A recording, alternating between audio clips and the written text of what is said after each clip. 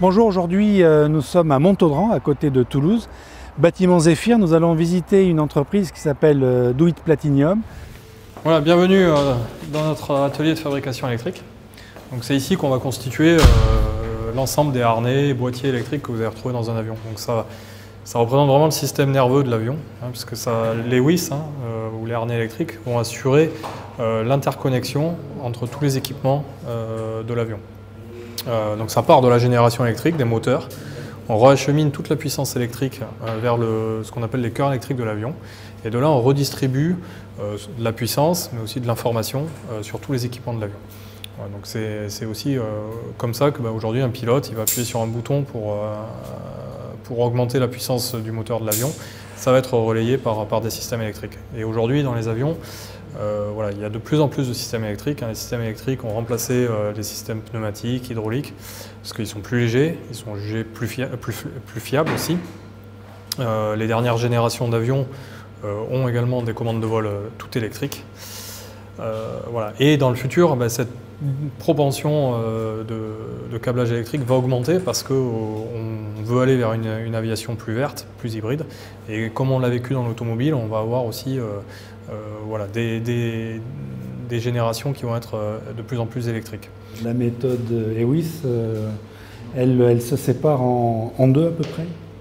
Alors pour la conception, oui, et effectivement il y a une partie définition électrique. Donc qu'est-ce qui va composer le harnais pour répondre à des fonctions, parce qu'en fait chaque fil doit répondre à une fonction.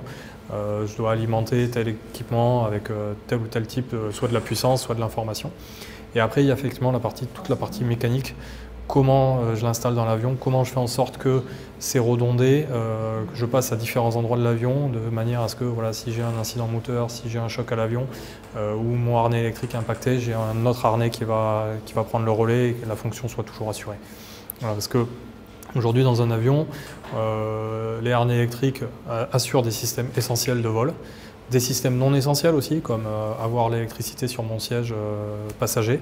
Voilà, donc ça, on doit bien dissocier l'ensemble de ces fonctions.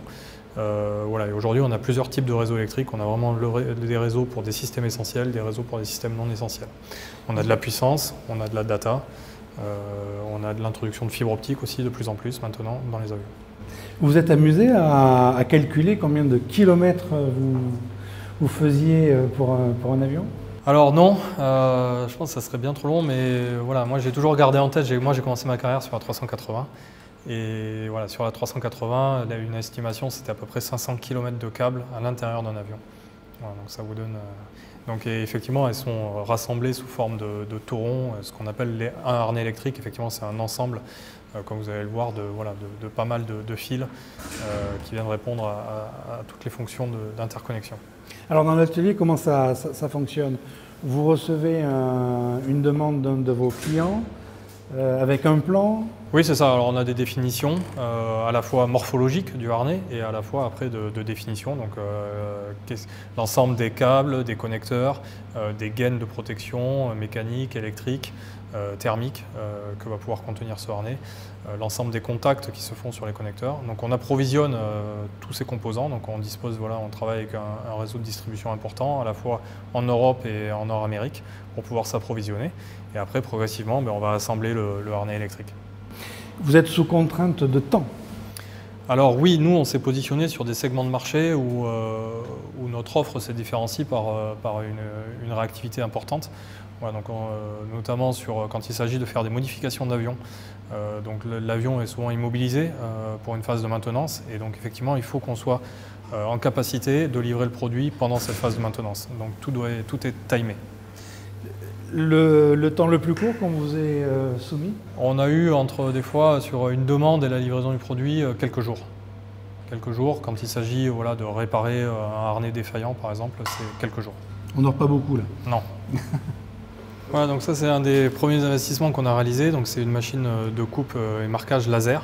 Voilà, donc c'est une machine qui est indispensable dans nos métiers. Voilà, donc elle nous permet de préparer les câbles, de les couper à longueur et surtout de les marquer. Voilà, parce qu'on a des normes dans l'aéronautique qui nous imposent de marquer les câbles, et le marquage doit résister tout au long de la vie de l'aéronef. Alors première étape, Guillaume, on passe à la machine. Oui, tout à fait. Donc, effectivement, c'est une machine qui nous permet de charger des bobines de câbles, donc les différents types de câbles qu'on va utiliser, donc, soit pour acheminer de la puissance ou de la data, et de les couper à longueur et en fonction de nos programmes de coupe, et surtout de les marquer avec un marquage UV laser, parce que les normes aéronautiques nous imposent d'identifier, de marquer chaque câble, et le marquage doit résister tout au long de la vie de l'aéronef. Donc, avant tout, on fait son câble avant de les assembler. Donc on prépare l'ensemble des câbles qui vont constituer le harnais électrique. Voilà, souvent, des fois dans un harnais électrique, on peut avoir plusieurs centaines de câbles. Donc on les prépare avant, on les met on les marque, on les conditionne et après ils seront mis sur table pour être câblés. Un investissement pareil, c'est combien à peu près? Alors aujourd'hui on est sur un petit modèle en termes de capacité de cette machine, mais c'est un investissement d'environ 80 000 € la machine. Alors l'étape suivante, effectivement, là, c'est une fois qu'on a coupé les câbles, c'est ce qu'on appelle les cheminer ensemble, donc selon la morphologie du harnais. Donc là, vous voyez un ensemble là, qui va constituer un boîtier électronique de test. Et donc on retrouve l'ensemble des fils qui vont être cheminés, peignés en fonction des branches du harnais auxquelles ils vont appartenir. Okay, pour ce que chaque câble va être dirigé vers une prise ou vers un équipement différent de l'avion. Et donc on constitue ainsi la morphologie du harnais. Voilà, donc, comme vous pouvez le voir, là c'est un produit où on a rapidement plusieurs centaines de câbles à cheminer, peigner. Donc c'est un travail méthodique, hein. Il faut marquer chaque fil et sur chaque fil on a l'indication de quelle pinouille, de quel connecteur voilà, pour la partie entrée et sortie. Donc c'est comme ça qu'on va venir réaliser l'ensemble des connexions. Alors là, sachant en plus qu'il y a une petite urgence aujourd'hui dans l'atelier, c'est que beaucoup de vos câbleurs sont sur site, chez le client. Voilà, c'est ça. C'est vrai qu'on a c'est ce côté hybride qu'on a, où on fait effectivement à la fois du conseil chez nos clients. Donc on a aussi effectivement pas mal de monteurs, câbleurs qui sont directement en prestation chez nos clients ou qui peuvent travailler ici directement sur nos produits. Donc c'est à nous aussi d'adapter notre charge capacité pour essayer de servir au mieux nos clients, soit directement chez eux ou à travers de notre outil de production. Ok, l'étape suivante, c'est de réaliser les connexions, l'ensemble des câbles dans leurs connecteurs. Voilà, donc pour ce faire, on va utiliser des contacts, okay, donc différents types de contacts en fonction de la taille, de la gauge des câbles et puis des connecteurs qui vont recevoir les câbles. Voilà, donc on va dénuder les câbles, les sertir et les enficher dans les différentes prises. Petite question, Guillaume, ce sont des câbles fabriqués en France, des connecteurs fabriqués en France? Alors oui, on a quand même beaucoup de fournisseurs qui sont français et européens également. Voilà, donc surtout pour répondre à des normes européennes. Après, on a aussi, si on répond à des normes américaines, on a beaucoup de composants qui peuvent venir aussi d'Amérique du Nord. Alors une fois que l'on a finalement peigné, tracé, serti, on contrôle? Toujours. Donc on utilise, on va tester l'ensemble de nos produits, donc ça va être soit du test manuel avec du sondage, soit autrement on peut utiliser des testeurs.